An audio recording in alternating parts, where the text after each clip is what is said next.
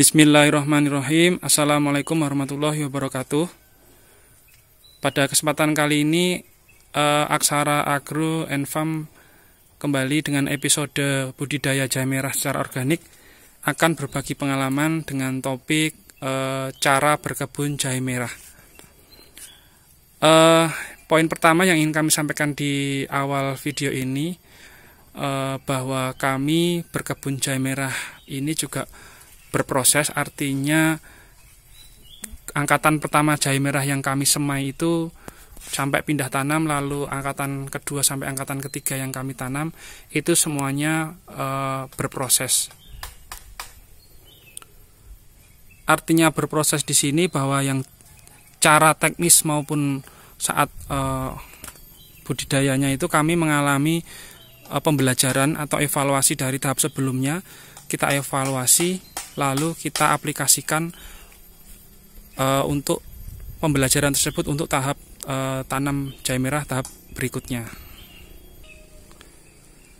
Jadi apa yang akan kami sampaikan tentang cara berkebun atau budidaya jahe merah ini sifatnya tidak mutlak kebenarannya, artinya kita harus sadari betul bahwa yang namanya bertani apapun itu, setiap petani itu pasti memiliki cara dan metode bahkan teknis yang berbeda-beda. Itu sangat wajar teman-teman.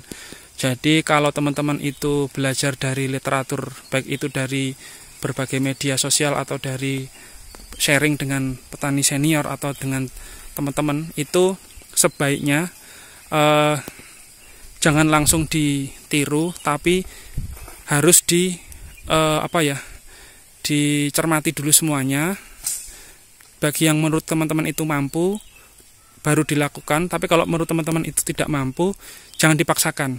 Jadi prinsip bahwa cara bertani tiap-tiap orang itu berbeda, jangan disamakan dengan cara kita yang akan kita aplikasikan. Gambar video yang kami ambil kali ini itu lokasinya di belakang rumah kami. Jadi lahan ini untuk polybag jahe merah yang kebetulan baru kami lakukan pindah tanam 1 minggu yang lalu. Kembali lagi ke topik cara bertanam atau berkebun jahe merah. Kalau bagi kami itu kami melakukan penanaman itu bertahap. Jadi tidak dalam satu periode.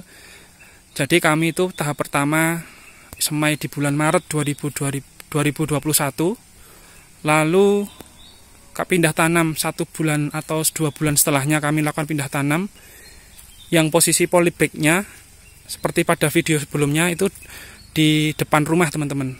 Nah, lalu periode kedua atau angkatan kedua semai itu kami di bulan Juni atau Juli 2021.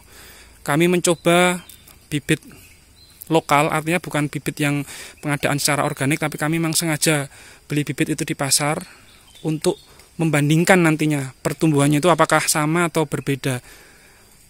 Dan tahap yang ketiga itu kami beli bibitnya secara, dan kami pengadaannya itu organik seperti bibit angkatan yang pertama. Nah, jadi sebagai petani kita harus terus mencoba melakukan evaluasi. Yang bagus hasilnya itu kita laksanakan. Sementara kalau kita menemukan masalah, itu buat petani itu justru menjadi pelajaran yang berharga agar tidak diaplikasikan pada tahap selanjutnya. Nah, langsung saja kami akan membicarakan per poin ya teman-teman.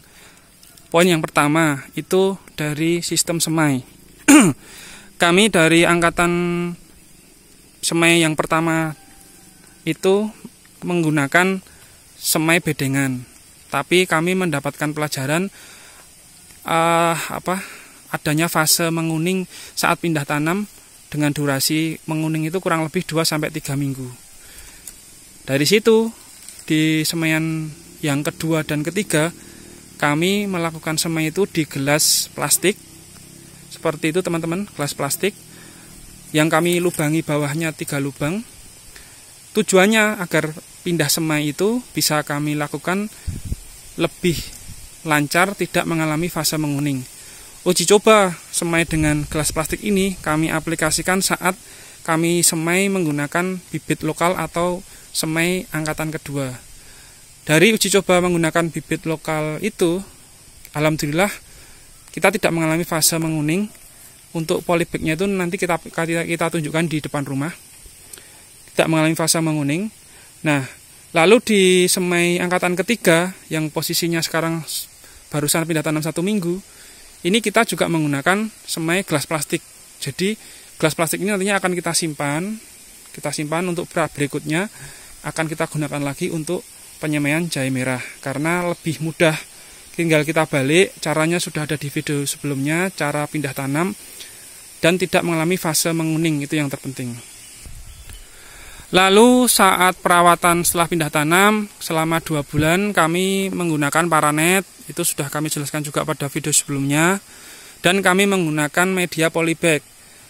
Nah, penggunaan ini juga tidak mesti harus diikuti atau ditiru oleh petani lain, karena jadi yang namanya pindah tanam atau tanam berkebun jahe merah itu sebenarnya bisa di lahan, banyak yang mengaplikasikan di lahan.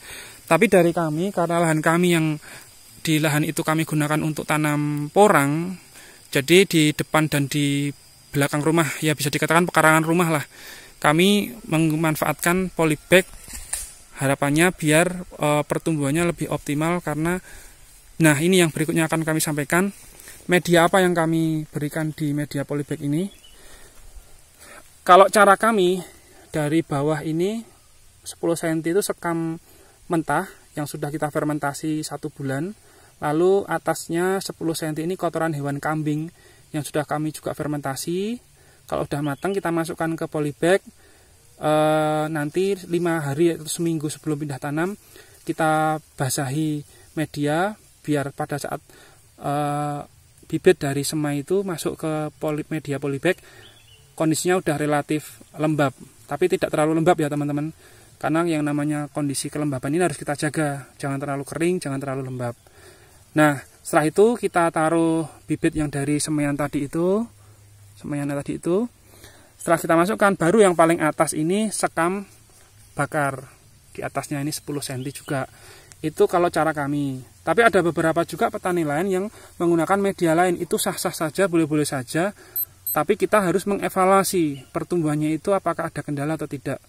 Jadi ya itulah, dimanapun kita sebagai petani harus melihat pengalaman dari petani lain. Kita harus mau belajar, kita harus mau terbuka. Kalau memang itu bagus, ya kenapa tidak kita aplikasikan di kebun kita sendiri.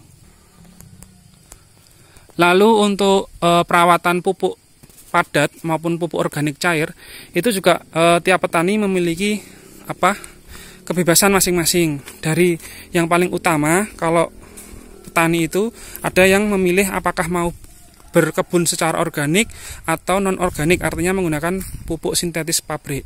Nah, kalau dari kami itu dalam budidaya jahe merah maupun budidaya porang, itu kami menggunakan pupuk organik.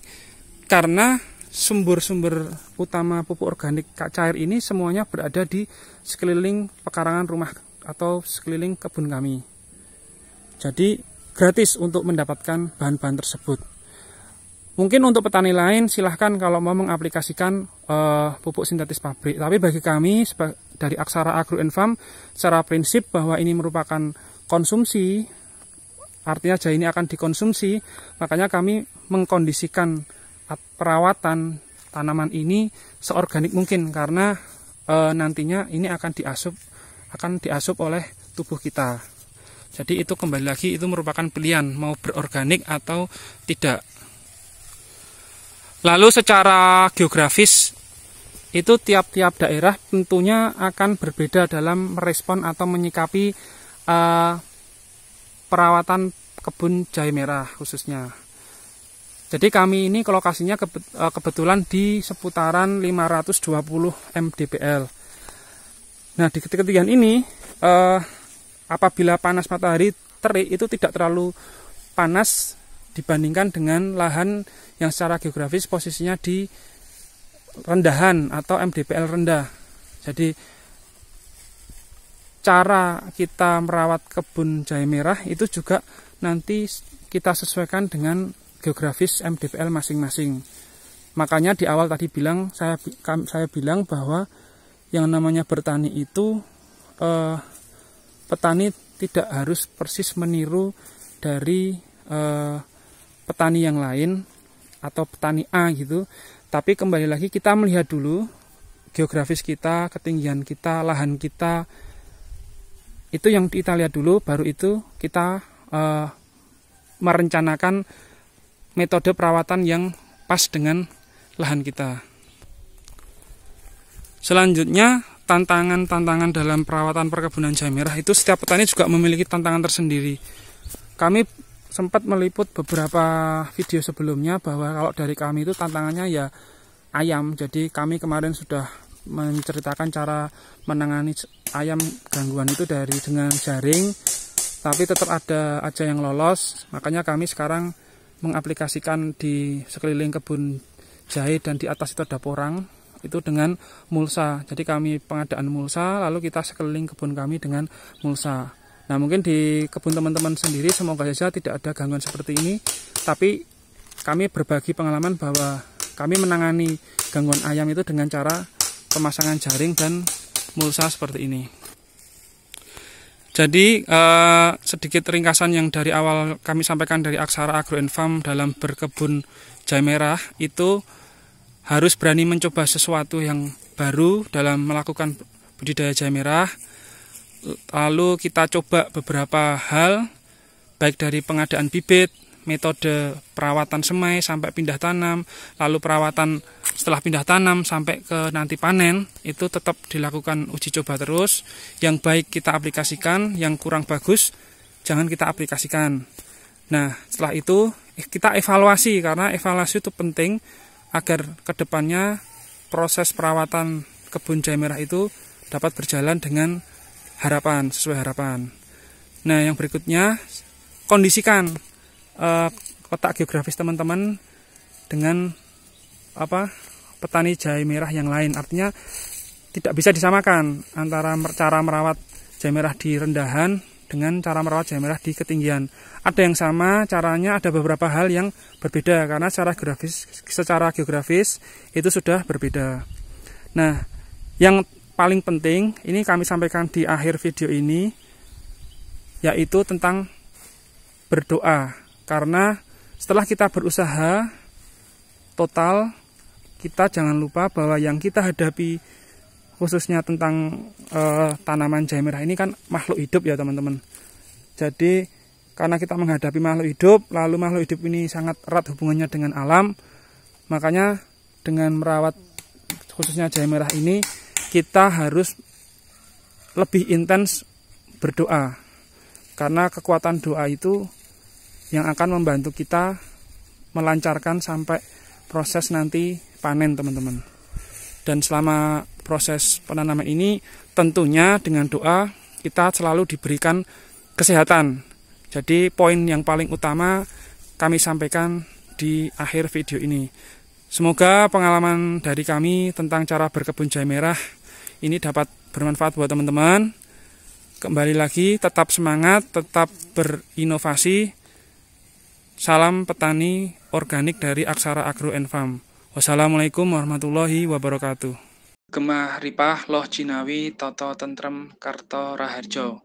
Itulah cita-cita kita semuanya sebagai petani Nusantara.